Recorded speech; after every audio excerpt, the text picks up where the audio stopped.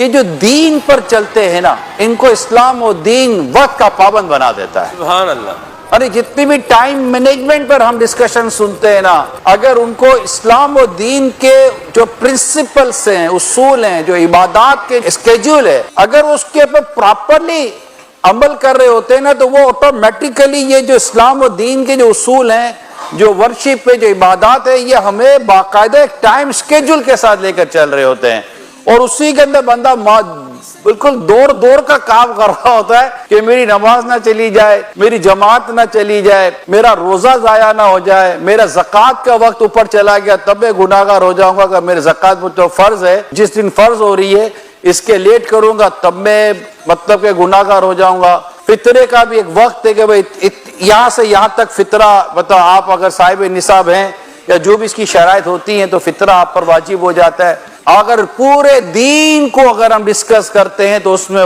وقت کی بڑی قدر ہے اور وقت کی بڑی امپورٹنس اسلام و دین نے رکھی ہے۔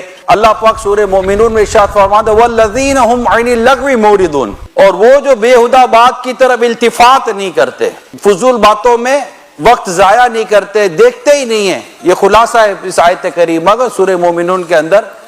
تو یہ بھی وقت کی اہمیت اور زندگی کی اہمیت سمجھائی جا رہی ہے۔ اللہ پاک کے پیارے حبیب صلی اللہ علیہ وسلم فرماتے ہیں کہ انسان کے حسن اسلام سے یہ بھی ہے کہ وہ لا یعنی کاموں کو ترک کر دے، یعنی جس کام کا نہ دنیا کا فائدہ نہ آخرت کا فائدہ، اس کو چھوڑ دو۔